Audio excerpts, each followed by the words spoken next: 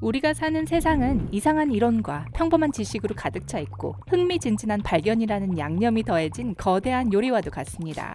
마치 실존주의적 스프처럼요. 안 그런가요? 예를 들어 최근에 저는 특별하고 거대한 낙하산이 있다는 것을 알게 됐어요. 비행기용 낙하산이요. 그래서 든 생각인데 비행기용 낙하산이 있다면 왜 여객기 승객 모두에게 낙하산을 지급하지 않는 걸까요? 추락 사고가 발생할 경우 수백 명의 생명을 구할 수 있지 않을까요? 그 의문점에 대한 답변은 아니요, 그렇지 않습니다입니다. 하지만 모든 여객기는 각 좌석 아래에 구명조끼가 구비되어 있는데 거기에 낙하산도 넣어주면 안 될까요? 자, 인내심을 가지세요, 여러분. 그 궁금증을 해결하려면 낙하산의 기본에 대해 알아볼 필요가 있습니다. 자, 지금 여러분이 비행기에 타고 있는데 높이 1000m에서 3000m의 높이로 향하고 있다고 가정해 봅시다. 어떤 낙하산 점프를 하느냐에 따라 다르겠지만요. 초보자 단독 점프의 경우 낮은 고도가 적당하고 학생과 강사가 함께 텐던 점프를 할 때는 높은 고도에서 실시합니다. 그건 그렇고 스카이다이빙을 하려면 4시간에서 5시간의 지상 집중 훈련을 완료해야만 합니다. 단기 속성 과정으로 말이죠. 어쨌든 낙하산을 타고 뛰어내리려면 어떻게 비행기 밖으로 나갈 준비를 하는지, 어떻게 몸을 공중에서 조종할 수 있는지, 그리고 어떤 손신호가 강사에게 뛰어내릴 마음의 준비가 되었는지 알리도록 배우게 됩니다. 이해되시죠? 자, 이제 비행기가 필요한 고도까지 올라갔고 귀중한 화물, 즉 여러분을 버릴 준비가 되었다고 상상해보세요. 스카이다이버들은 단체로 혹은 단독으로 비행기에서 뛰어내립니다. 자유 낙하 구간에서는 몇 가지 재미있는 기술을 시도합니다. 그러고 나서 600m 상공에서 낙하산을 펴는데 다른 사람과 몇십 미터 간격을 유지해야 합니다. 아마 그 이유를 짐작하실 수 있을 거예요. 그렇죠. 낙하산이 중간에 서로 엉키지 않게 하기 위해서입니다. 제게 실제로 있었던 일이죠. 별일은 아니었어요. 저는 예비 낙하산을 사용해서 안전하게 착륙했지만요. 항상 예비 낙하산을 챙기세요. 한 가지 더 말씀드리자면 특수 훈련을 받고 장비를 갖춘 스카이다이버들만이 이보다 높은 고도에서 뛰어내립니다. 그렇지 않으면 산소 부족의 위험을 감수하게 되고 그러면 시속 193km로 지상에 내려오는 중에 판단 착오를 일으킬 수 있거든요. 그래서 경험이 없는 사람이라면 아예 시도하지 않는 게 좋겠죠. 마지막으로 일반적인 스포츠 낙하산과 안전장치의 무게는 약 7kg 정도이고 가격도 만만치 않습니다. 스카이다이버에게 필요한 모든 장비를 구입하려면 700만 원에서 1000만 원까지 들 수 있습니다. 자, 이제 이 모든 사실을 비교해 보면서 왜 모든 여객기 탑승 승객에게 개인 낙하산을 제공하는 것이 어려운지 알아봅시다. 요즘 가장 흔한 상업용 여객기들은 보잉 737 계열에 속합니다. 평균적으로 이 비행기들은 승무원을 포함해 200명 정도를 태울 수 있죠. 자, 그럼 계산을 해봅시다. 당연히 4시간 스카이다이빙 코스를 10분 동안의 비행 전 지침 안내로 대신한다는 것은 불가능합니다.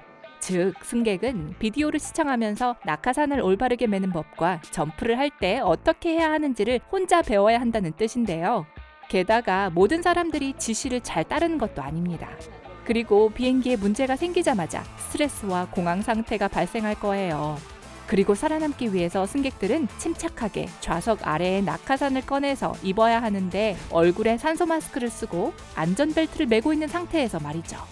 그게 쉽게 될 리가 없겠죠. 전문가들은 대부분의 승객들이 낙하산을 꺼내지도 못할 거라고 주장합니다. 다음으로 스카이다이버들이 서로 충돌하지 않도록 하나씩 혹은 작은 부리를 지어 내려간다는 것을 기억하시나요? 추락하는 여객기에 약 200명의 공포에 질린 사람들이 타고 있습니다. 그 사람들이 비행기에서 나갈 차례를 참을성 있게 기다릴 거라고 생각하세요? 다음 문제는 기내 낙하산의 무게와 관련이 있습니다. 200명의 승객 각각이 7kg의 낙하산을 가지고 있다면 비행 중량의 1360kg 이상의 추가 무게가 더해집니다. 그리고 비행기가 무거울수록 연료를 더 많이 소비하고 비행기 표값도 더 많이 올라가죠. 게다가 이 모든 장비들은 너무 많은 귀중한 공간을 차지하게 될 것이고 가뜩이나 좁은 비행기 좌석은 더 좁아질 거예요. 다음으로 넘어가서 낙하산으로 살아남는 것은 비행기가 비행 중에 추락하는 경우에만 가능합니다. 하지만 2003년과 2012년 사이의 통계를 보면 치명적인 여객기 추락 사고의 9%만이 비행기가 순항 고도에 있는 동안 발생했습니다. 나머지는 이륙이나 착륙 과정에서 발생했는데 이 경우에는 낙하산이 작동하기에는 너무 고도가 낮습니다. 또 비행 중 추락한 대부분의 경우 뇌우나 돌풍이 원인이었습니다.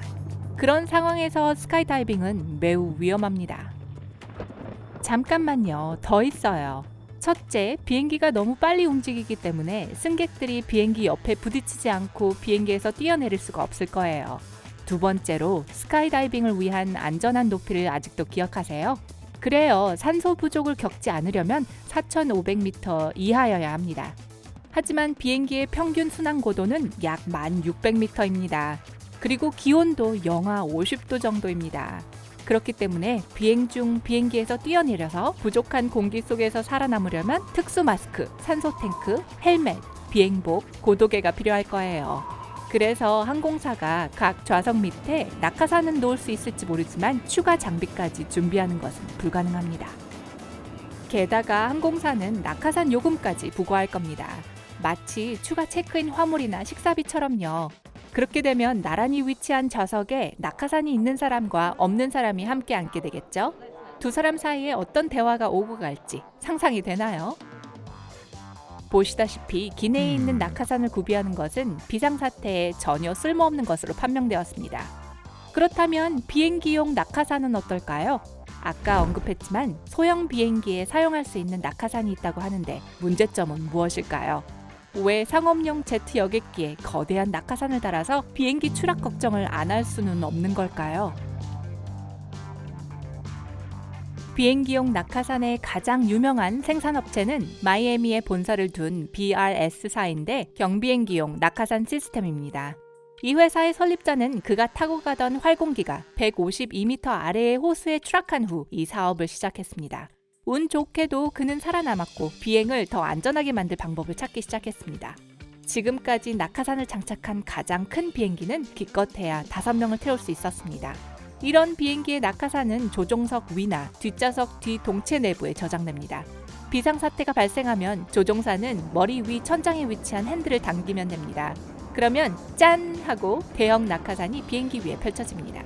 하강 속도가 즉시 느려집니다. 반면에 승객이 기내에서 느끼는 충격은 4m 높이에서 뛰어내린 것과 같습니다. 여전히 그다지 좋은 느낌은 아니겠죠. 분명히 낙하산은 몇몇의 승객을 태우는 소형 비행기는 구할 수 있지만 전문가들은 대형 여객기의 경우는 확신하지 못합니다. 이론상으로는 제트 여객기에 낙하산은 장착하는 것이 가능하다는 데는 동의하지만 현재 기술 개발 단계에서는 이치에 맞지 않습니다. 무엇보다도 개인 낙하산의 경우와 마찬가지로 고도가 문제가 됩니다. 대부분의 사고가 이륙이나 착륙 중에 발생하기 때문에 조종사들은 낙하산을 펼 시간이 없을 수도 있습니다. 게다가 200톤짜리 비행기의 속도를 상당히 늦출 수 있는 낙하산은 엄청나게 강하고 커야 합니다. 짐작하시겠지만 무게도 엄청나게 무겁다는 의미죠. 게다가 대형 비행기의 경우 하나의 낙하산이 아니라 낙하산 시스템이 필요할 거예요. 그리고 이걸 상상해보세요. 약 400명의 승객을 태울 수 있는 보잉 747기는 21개의 낙하산을 장착해야 하는데 각 낙하산은 축구장 크기입니다. 안타깝지만 완전히 비현실적이죠? 낙하산의 수를 줄이려면 비행기는 아마도 비상시에 엔진과 날개와 같은 가장 무거운 부분들을 버려야 할 수도 있어요. 이 경우 낙하산은 객실 부분만 구할 수 있습니다. 흥미롭게도 분리 가능한 객실에 대한 아이디어는 1920년대에 러시아의 발명가인 글렙 코텔니코브에 의해 처음 제안되었습니다. 그는 추락 시 큰 칼날로 날개를 자른 다음 객실을 여러 부분으로 분리하고 각 객실이 별도의 낙하산에 부착되어 있는 메커니즘을 제안했습니다. 이런 설계는 낙하 속도를 줄일 뿐만 아니라 착륙과 이륙 사고 때 인명도 구조하도록 되어 있었습니다. 그리고 흥미로운 사실은 이 90년도 더 된 디자인이 현재로서는 비행기에 낙하산을 장착할 수 있는 가장 희망적인 계획입니다. 물론 조만간은 아니겠지만 언젠가는 반드시 실현될 거예요. 마지막으로 개인적인 이야기를 들려드릴게요. 예전에 공항 보안이 그렇게 엄격하지 않고 배낭이 그리 흔하지 않았던 시절에 저는 스카이다이빙을 하러 휴가를 가곤 했는데 비행기에 탑승할 때는 항상 낙하산을 수화물로 붙이지 않고 선실에 직접 메고 들어가곤 했습니다.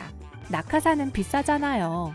그때 다른 승객들이 저를 쳐다보던 시선이 상상이 되시나요? 그리고 저는 항상 같은 방식으로 대답하곤 했어요. 아, 요즘 이 항공사 이용 안 해보셨군요. 그러면 상대는 항상 웃어넘깁니다. 약간은 긴장한 듯이요. 여러분은 어떠세요? 낙하산을 메고 뛰어내릴 수 있을 것 같은가요? 아니면 이미 경험이 있으신가요? 아래 댓글로 알려주세요. 오늘 새로운 것을 배웠다면 이 영상에 좋아요를 누르고 친구와 공유하세요. 여러분을 위한 2,000개가 넘는 멋진 영상들이 준비되어 있습니다. 삶의 밝은 면에 머무르세요.